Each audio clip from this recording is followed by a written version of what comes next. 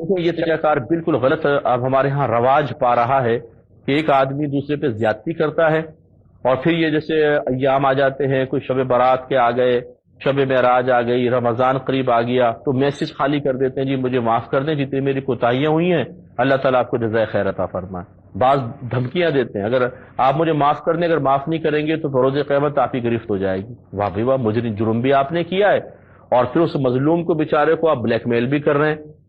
تو یاد رکھیں یہ معافی مانگنے کا طریقہ نہیں ہے۔ شریعت نے معافی مانگنا رکھا ہی اس لیے ہے کہ جب آپ کسی پر ظلم و زیادتی کر لیتے ہیں تو نفس سرکشی اختیار کرتا ہے، تبھی ایسا ہوتا ہے۔ اب نفس کو ذلت بھی محسوس ہونی چاہیے، اور ذلت اسی وقت محسوس ہوگی جب آپ سامنے آ کر معافی کی کلمات اس کے سامنے کہیں گے۔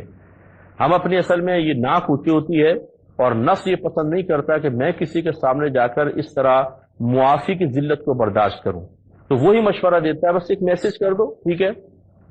سامنے معافی مانگنا اور میسج پہ معافی مانگنا زمین آسمان کا فرق ہے، میل پر معافی مانگنا زمین آسمان کا فرق ہے۔ ہاں اگر ایسا ہے آپ باہر کے ملک میں ہیں، وہ دوسرے ملک میں ہیں، جانا ممکن نہیں، ملاقات ممکن نہیں، تو پھر بھی کم از کم کال تو کر سکتے ہیں نا۔ 50 لوگوں کو کال کرتے ہیں تو کال کر کے پھر معافی مانگے، اور اگر کال بھی نہیں ہو سکتی مثال کے طور پہ چلیں پھر اس قسم کے ذرائع اختیار کر لیں، ورنہ کال ضروری ہونی چاہیے تاکہ آپ اس پہ بولیں، سامنے لائیو اس سے معافی طلب کریں۔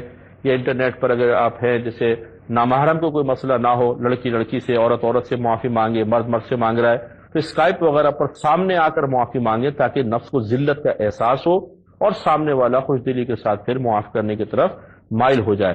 لیکن یہ جو آج کل ہم نے طریقہ جاری کر دیا ہے یہ غلط طریقہ ہے کہ پورے سال یا پوری زندگی دکھ پہنچاؤ، تکلیف پہنچاؤ، اور اس کے بعد ایک میسج کر دیجیے ہمیں معاف کر دیجیے گا۔ معاف کرنا سنت ہے، اور اللہ تعالیٰ کو جزائے خیر عطا فرمائے۔ سبحان اللہ۔ تو یہ طریقہ کار بنا